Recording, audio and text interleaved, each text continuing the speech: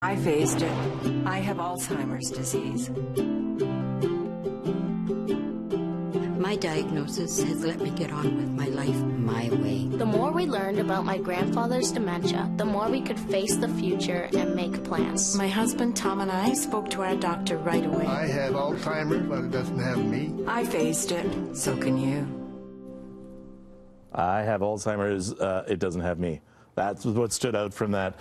So if you were diagnosed with dementia, would you want anyone to know? There's a new survey we're going to be talking about, commissioned by the Alzheimer's Society, that half of Canadians wouldn't want other people to know. And a lot of it has to do with the stigma around mental health and around Alzheimer's. So joining us right now to bring us through the results and how the stigma affects people with dementia is the Chief Operating Officer of the Alzheimer's Society, Scott Russell. Good morning, Scott. Good morning. This 50% of people wouldn't want people to know why. Well, there's a lot of fear. We still have no real treatment or intervention for Alzheimer's or dementia that changes the course of the disease. So I think oftentimes the diagnosis is met with a sense of hopelessness. And people are afraid of how they're going to be treated, that they're going to be talked around. That we found that in the survey, that they're going to be discarded in terms of conversations. So you go in with your doctor and there's a diagnosis, and the conversation's not actually with you, it's with your caregiver who's with you. So there's we got a lot of work to do, and that's what January Alzheimer's Awareness Month is all about. We? Who's we? Is it the population at large, those living with Alzheimer's, or the people who are providing the information? I think all of us. Yeah. Absolutely. I think another interesting tidbit from the survey is only 5% of people admitted that they would bother going getting more information if someone close to them was diagnosed. Wow.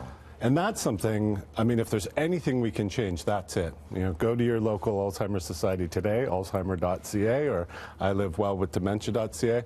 Find an information session near you if there's someone in your life.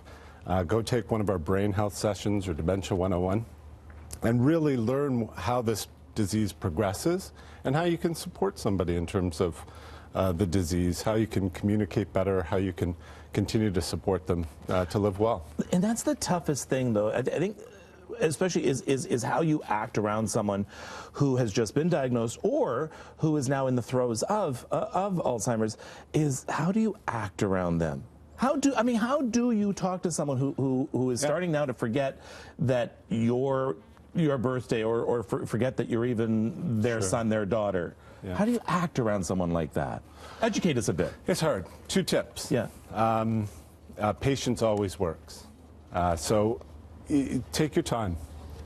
If somebody is diagnosed with dementia, sometimes even early on in the disease, they have the thoughts there, but it can be difficult to put the right words together. So make some space.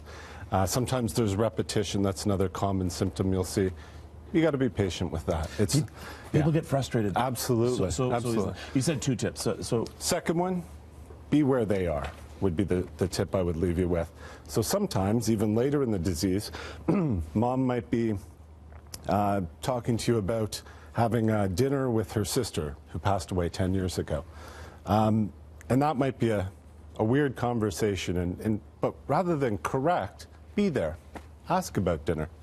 Ask about the plans. Be where that person is, because it's very much a real thing for them. But some people are saying, I don't want to give in to the dementia. I don't want them to realize that they're not there with their sister. So it's okay to say, oh, tell me what you're having for dinner. Absolutely. How does your sister look? Absolutely, because at the end of the day, that's a real experience and a real memory for that person, and it's about the relationship you have with them. So rather than correct and contradict that reality, be there with them. And Robbie G, I know he's trying to wrap me up, but there's something really, really important I want to get across to people right now, is we always hear about police looking for a missing Alzheimer's patient. It's someone who has wandered away from home. Quite often, they walk right past us. They get on TTC all the time. Is there something we should be looking for, and who do we call if we have any suspicion that maybe this person needs to get back home? So I would say have a conversation with them. So they look confused? They may look confused, and often a person who's we call it wandering, but they're going somewhere. So they may have a destination in mind, but they can't articulate it properly. And if you're afraid, we always tell this in sort of safety sessions that we do, if you're afraid that this person may actually be wandering, it's very cold outside, they don't have shoes on, there's some real safety concern, 911 is always okay. Sometimes we're reluctant to do that, but if there's somebody, if you think there's a real safety concern, don't hesitate. The police are there to help. Yeah, and there are families out there who will thank you for that. All right. Absolutely amazing. Let's plug the website again.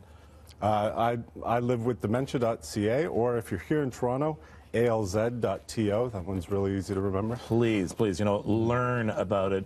It's not going away. No, all right. Absolutely. Thank you very much, Scott Russell, for talking with us right now.